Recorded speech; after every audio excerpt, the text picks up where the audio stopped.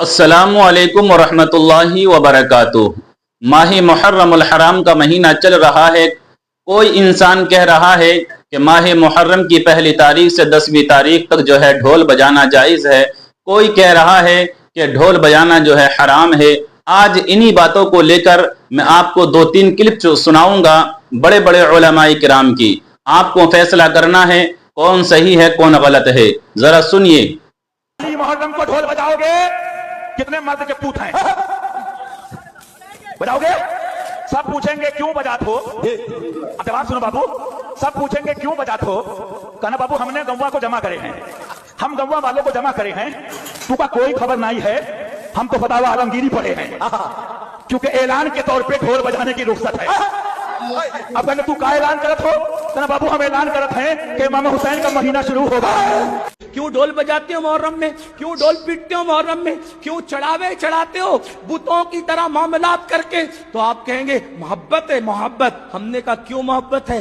जिनकी शादियों में ढोल नहीं बजे उनकी शहादतों पे ढोल बजाते हो बेशर्मो। आप बताएं मुझे, कोई साबित कर सकता है इमाम हसन के निकाह पे ढोल बजा, इमाम हुसैन के निकाह पे ढोल बजा? जिनकी शादियों में ढोल नहीं बजे उनकी शहादत पे ढोल बजाने का जिगर लाते कहां से हो? कहा नहीं नहीं ये इश्क और मोहब्बत है। हमने कहा अगर यही इश्क और मोहब्बत है, अगर यही तकाज़े मोहब्बत है कि अली अकबर के जिस्म के जिस दिन टुकड़े हुए हो, जिस दिन अल्लाह अकबर इमाम हुसैन के सर को नेज़े पे उठाया गया हो, जिस दिन बीबियों की चादरें छीनी गई हो, अगर उसी दिन ढोल बजाना तकाज़े मोहब्बत है, अल्लाह किसी को वो दिन न दिखाए जिस दिन तेरे बेटे का एक्सीडेंट हो और तेरे बेटे का जवान बेटे का जनाजा उठ रहा हो, उस वक्त तू ढोल बजाना। फिर समझेंगे कि तकाज़े मोहब्बत किसे कहते हैं। तेरे जवान बेटे के लाशे पर तुझे ढोल बजाने की हिम्मत नहीं होती और हम शबीए पैगंबर के जिगर के टुकड़े किए गए, उस दिन तुम ढोल बजाकर मोहब्बत की अलामत करार देते हो। शर्म नहीं आती? जरा सोचो तो सही। सुन्नियों, बदअकीदगी के रास्ते हमने उस्तवार करने की कोशिश की है।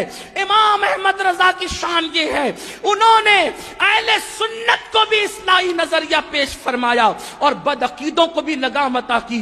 कम नसीबी ये है हमने बदअकीदों के मामले में आला हजरत का मौकिफ तो पेश कर दिया, लेकिन अहले सुन्नत की इस्लाह के लिए उन्होंने जो बातें पेश की कि हमने उसकी हिम्मत की, इसलिए कि हम तो सोचते हैं फुला साहब नाराज हो जाएंगे, फुला साहब। याद रखो कुरान कहता है वल्लाहु व रसूलुहु अहक्कु अन युरदू, अल्लाह और उसके रसूल ज्यादा हकदार हैं कि उनको राजी किया जाए। लोग रज़्ज़ाक नहीं है, रज़्ज़ाक अल्लाह है। इसलिए सुन्नियों, मेरी कौम के जवानों, इमाम ने जो पैगाम दिया है उस दोनों को सीने से लगाओ। अब फैसला आपको करना है कौन सही है कौन गलत है, किसकी बात में सच्चाई है और किसकी बात में सच्चाई नहीं है। कमेंट करके जरूर बताइए।